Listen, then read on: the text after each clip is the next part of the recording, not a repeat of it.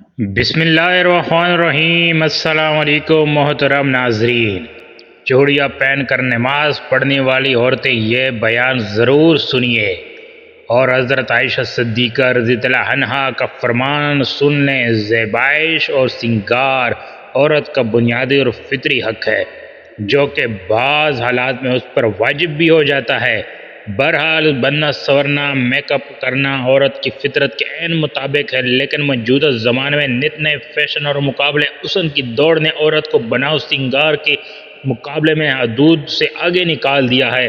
اسلام عورت کے بناؤ سنگار کا قطعی مخالف نہیں ہے، لیکن وہ عورت کو شو پیس بننے یا بنانے سے روکتا ہے اور یہ قید لگاتا ہے کہ اس کا بناؤ سنگار دنیا کو دکھانے اور شو پیس بننے کی بجائے صرف ایک ہی مرد کے لیے ہو اور اس بناؤ سنگار کو اس محرم ہی دیکھ سکے، اور وہ بھی مکمل آداب کے ساتھ دیکھے۔ رسول اللہ صلی اللہ علیہ وسلم کا ارشاد فرمان ہے، جو عورت خوشبو لگا کر باہر نکلے اور اس کا گزر لوگوں کے پاس سے ہو اور وہ اس کی خوشبو محسوس کر لے تو یہ عورت بدکار عورت کی طرح ہوگی۔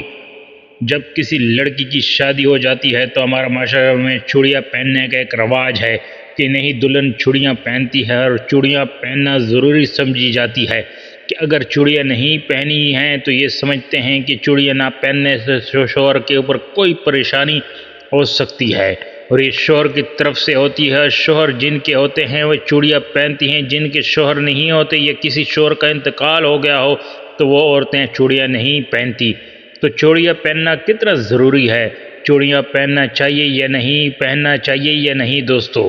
آج کی اس ویڈیو میں ہم آپ کو بتائیں گے چوڑیاں عورتوں کے فیشن ہے، یعنی عورتوں کی چوڑیاں پہنتی ہیں اس بنیاد پر کہ وہ ایک فیشن ہے اور یہ فیشن خصوصی طور پر شوہر کے لیے کیا جاتا ہے۔ ویسے تو ہار سنگار شوہر کے لیے ہوتا ہے، یہ ہر عورت جانتی ہے۔ ہر عورت یہ کہہ رہی ہوتی ہے کہ ہم اپنے شوہر کے لیے میک اپ کر رہے ہیں، لیکن ایسا ہوتا نہیں ہے۔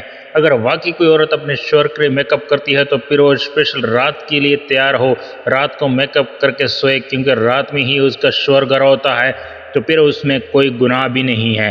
اور جو عورتیں شوہر کے لیے میک اپ کر رہی ہیں تو وہ جائز ہے اور اس میں عورت کو ثواب بھی ملے گا۔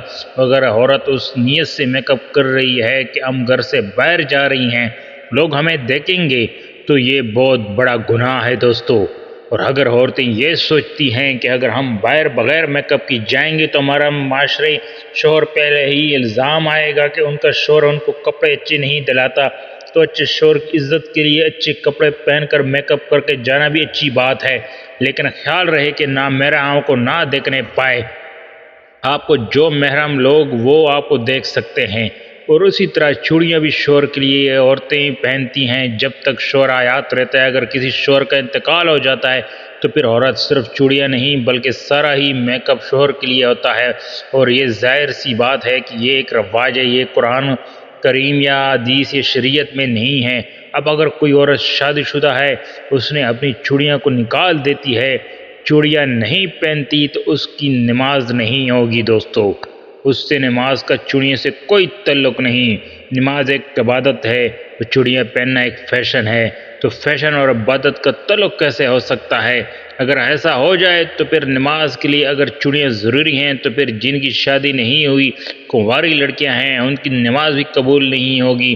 تو یہ صرف چلی چلائی لوگوں میں باتیں ہوتی ہیں، اس لیے ان چیزوں سے نکل کر اسلام کی پیروی کرنا چاہیے۔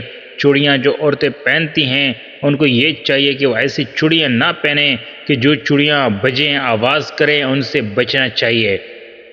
عورت کے لیے زیورات پہننا جائز ہے، کے لیے زیورات پہنا جائز اور ان زیورات میں نماز ادا کرنا بھی جائز ہے، البتہ نامحرموں سے پردے کا اہتمام نماز اور اس کے علاوہ دوسرے دنوں صورتوں میں بھی ضروری ہے۔ لہٰذا اس صورت میں عورت چوڑیاں پہن کر نماز پڑھے اور اس سے آواز پیدا ہو جائے یا بھی وہ بھی آواز غیر محرم تک اتفاقی طور پر پہنچ جائے تو اس سے عورت کی نماز خراب نہیں ہوگی۔ حضرت عائشہ صدیقہ رضی اللہ عنہا عورتوں کی بغیر زیور نماز پڑھنے کو ناپسند فرماتی اور فرمایا کرتی ہیں اگر اور کچھ نہ ہو تو ایک ڈوری ہی گلے میں لٹکا دیں۔ حضور نبی کریم صلی اللہ علیہ وسلم نے فرمایا انگوٹھی صرف چاندی ہی کی پہنی جا سکتی ہے، دوسری دھات کی انگوٹھی پہننا حرام ہے، مثلا لوہا، پیتل، تانبا، جست وغیرہ۔ ان دھاتوں کی انگوٹھیاں مرد و عورت دونوں کے لیے ناجائز ہیں۔ فرق اتنا ہے کہ عورت سونا بھی پہن سکتی ہے اور مرد نہیں پہن سکتا۔ حدیث میں ہے کہ ایک شخص حضور صلی اللہ علیہ وسلم کی خدمت میں پیتل کی انگوٹھی پہن کر حاضر ہوئے۔ فرمایا کیا بات ہے، تم سے بت کی بو آتی ہے۔ انہوں نے وہ انگوٹھی اتار پھینکی اور پھر دوسرے دن لوہے کی انگوٹھی پہن کر حاضر ہوئے۔ حضور صلی اللہ علیہ وسلم نے فرمایا کیا بات ہے، تم پر جہنمیوں کا زیور دیکھتا ہوں۔ انہوں نے اس کو بھی اتار دیا اور عرض کی یا رسول اللہ صلی اللہ علیہ وسلم کس چیز کی انگوٹھی بناؤں؟